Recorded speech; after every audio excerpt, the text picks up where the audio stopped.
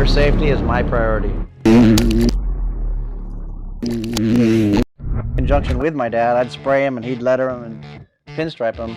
Definitely loved painting, and if there's any way I could paint more, I was all about it.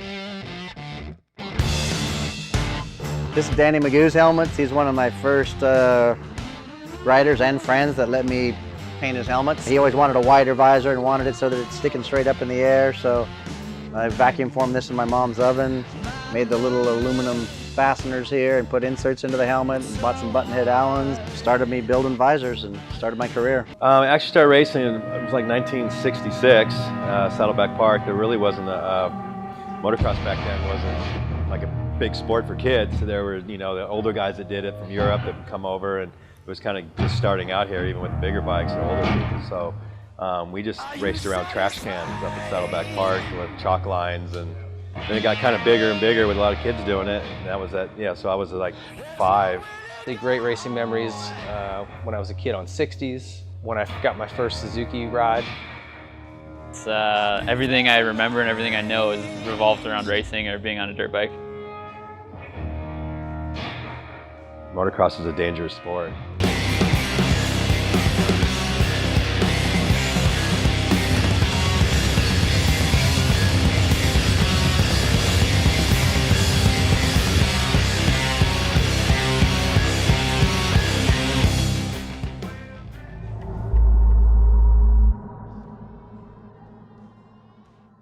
Back in the 80s and 90s, it was tabletops and a couple small doubles. It wasn't what you see now. You go to any local track, and I mean, there's big jumps, big jumps.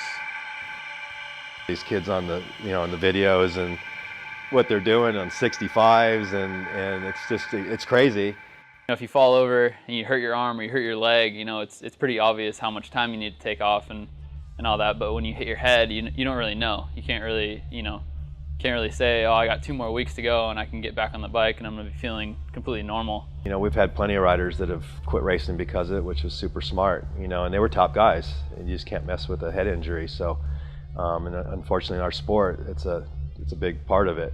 Our concussions are kept to a minimum. I mean, it's not like we're taking a beating every single day like a boxer is or a football player is, but when we have one, it's big. For me, I've hit my head and my eyesight's gone, and then it comes back, but you know, who's to say, you know, a week's gonna fix that or a month's gonna fix that or maybe a year.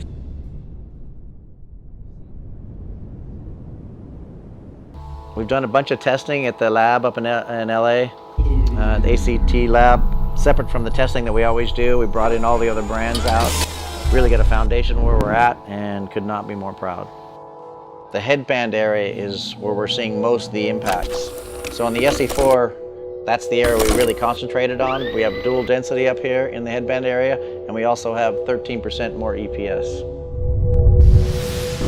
We've added the MIP system, EPP through the jaw. When you feel how light this thing is, you're going to be blown away. Well, luckily, EPS is super light material, and so is EPP. So we've just added more through it in the back sections, through the headband area.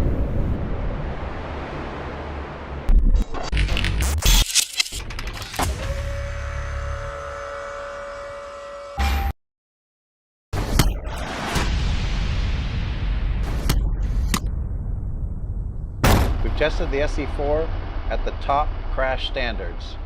Snell, CE,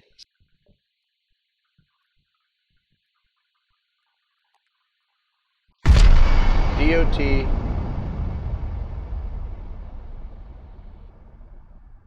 low speed. Overall, at various impact heights and speeds, the SE4 beat the competition.